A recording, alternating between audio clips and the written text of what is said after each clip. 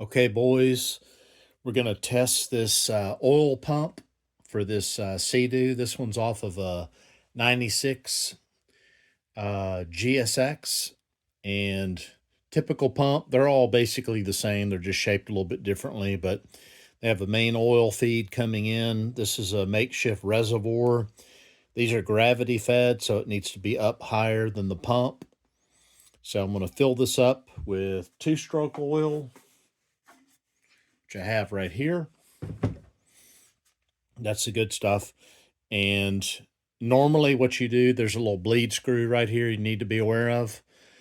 And you use that to get any air bubbles that might be out of there. Normally when I do this test, it fills up and there's no air bubbles. But just so you know, on your ski, you might have to bleed it. And this is what this is for. So this needs to be lower than your reservoir, first of all. But once that fills up, then we'll tighten that back up, and then we're going to take a cordless drill and we're going to run it in reverse. And I have a little plastic, I don't even know where I found this. I think that this is some plastic conduit that I had, but you're going to have to, you can either chuck it directly onto the shaft. I like this little plastic piece because I can just stick it on and not have to do that. But one way or the other, we're going to run it in reverse on this. And as we run it, what we should see is oil pumping up in each one of these injection lines. And it's going to be slow. It's going to be like tick, tick, tick, tick. And that's how it works. So let's try it.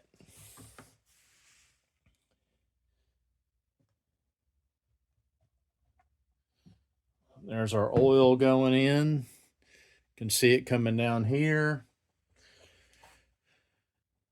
Give that a second to kind of adjust in place. A little bit of a hydrodynamics there. Notice, so when I undid the bleed screw, notice how it filled up. So that's what you want to do on your ski. Let that fill up to there. That gets all the air out of it.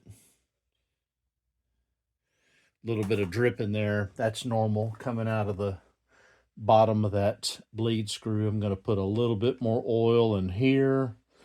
Pretend that's your oil reservoir. So now that's all primed.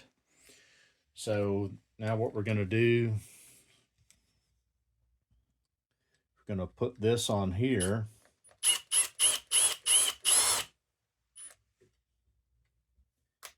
And we're going to tighten it down first, like this.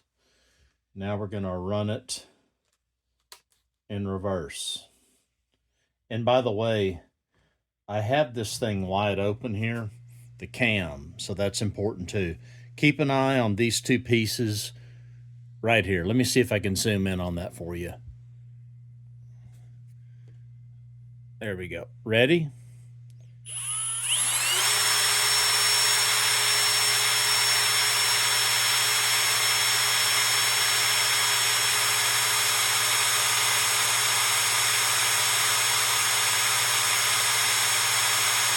Here it comes.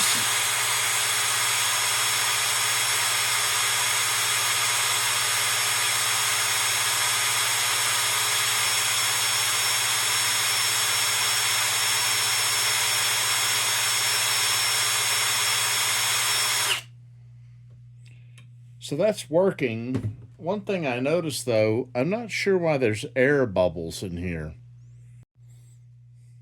Check it out, guys. Problem solved.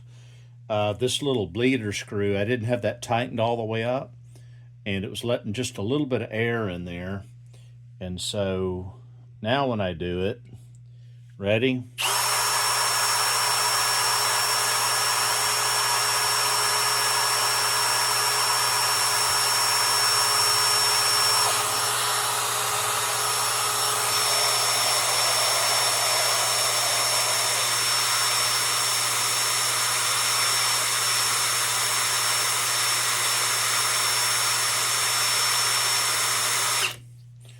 Just like that. So solid oil coming out of both of these.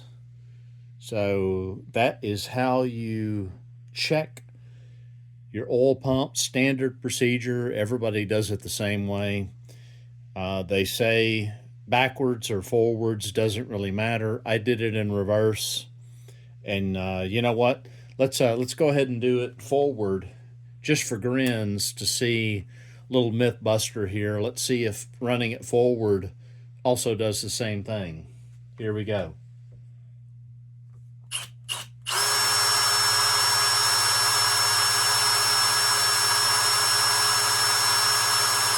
Okay.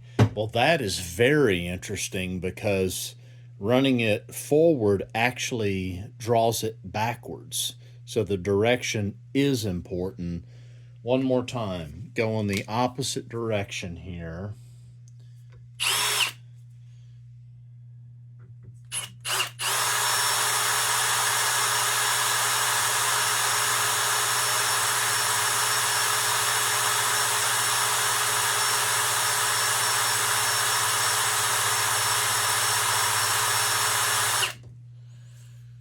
Confirmed. So going backwards, which is actually the way the engine is turning, you're just duplicating that. It just so happens your cordless drill is backwards, but direction is important.